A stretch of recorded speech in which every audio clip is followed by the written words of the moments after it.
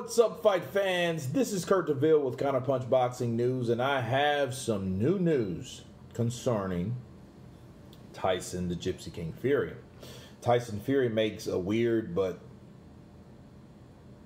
reckless statement that he vows to go on a cocaine and cheap $30 hooker binge in Las Vegas after his rematch against Deontay Wilder, and bizarrely advises interviewers to double bag up. Wow. Okay. He says that and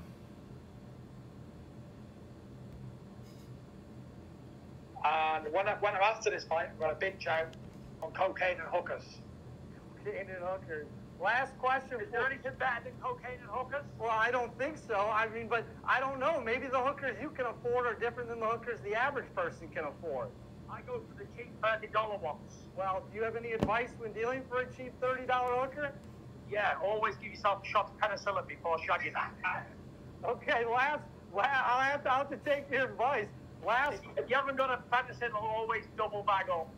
Well, last question. Those were the words of Tyson Fury. Tyson Fury has said a lot of obscene things. He said, "I've been doing a lot of pussy licking to strengthen my job."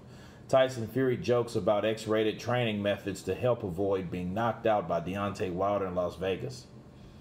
Dipping his hands in petrol, claiming he's trained with Conor McGregor and revealing a unique way of keeping the testosterone flowing. Tyson Fury has uttered some of his bizarre statements yet as he prepares for the Wilder rematch.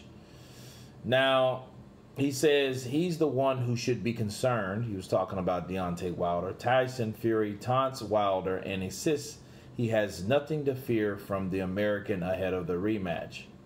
He says, "I'm going to do cocaine and hookers. I go for the cheap $30 ones. Always give yourself a shot of penicillin before them." Okay, look,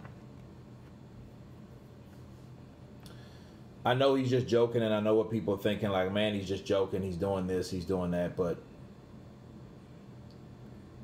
the strange thing about Wilder, and he says something all the time that maybe he takes for granted, maybe he believes. I think he believes, but speak it, believe it, receive it is exactly that.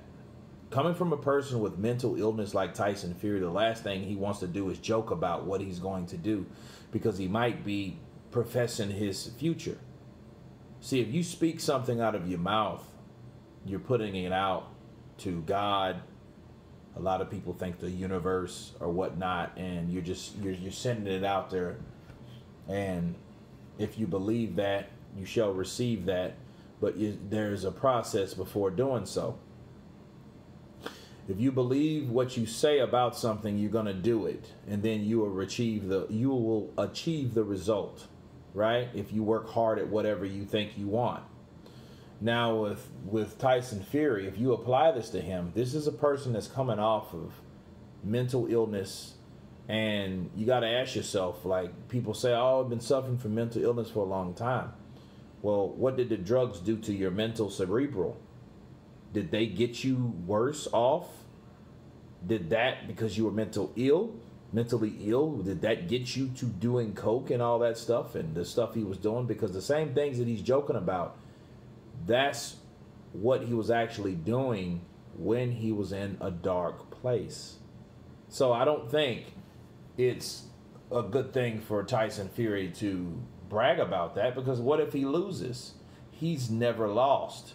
What happens to a person that's going through mental illness that loses, okay? This is all experimental, and it would be definitely experimental if he actually lost. Let's say you get knocked out in between those 1 and those 2 rounds by Wilder because he comes out too aggressive. That could happen. You know, well, you lose. You've already spoke what you're going to do, so the next best thing, or the next thing you should do, is the things that you plan to do. Regardless if you're joking about it, that might be, it's a negative situation, right? If he gets knocked out, then, well, obviously he's joking about something that he used to do, but it's a negative thing. That might be the first thing on the menu for him when he loses. You don't know. So I think Tyson Fury needs to really be less tactless about his own statements, because you don't want to screw with your own mind saying something that you're going to do that you know damn well you don't need to do and you used to do. I don't think that's healthy, because he could lose. And this is not about winning and losing. This is about gaining and losing. You don't want a person like Tyson Fury to go back down that same road that put him down there when he won against Klitschko. Now we can turn it around and switch it. Now we could say, hey, he beat Vladimir. That's why he's on that particular road. That's when the mental illness came in. But we don't know if it has the same effect if he lost. We don't know that yet. Okay?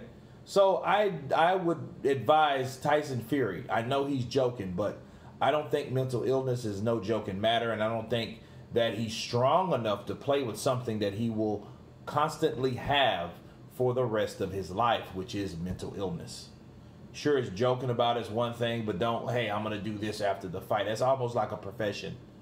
You're professing that, hey, I'm going to do this after this particular fight. Your adrenaline's going to be up. A lot of receptors are going to go on in your mind that, that brings you back to the way that you beat Klitschko. And then guess what? You may be back in the same situation. That's my theory on that. That's why I fear, and that's why what concerns me about Tyson Fury. His wife even said it himself, people, that he could go back down that road.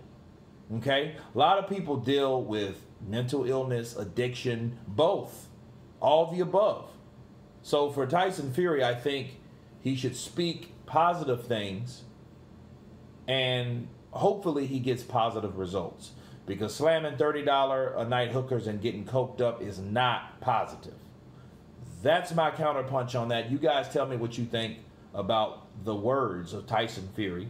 Of course, please subscribe. And you guys been counterpunched. Peace.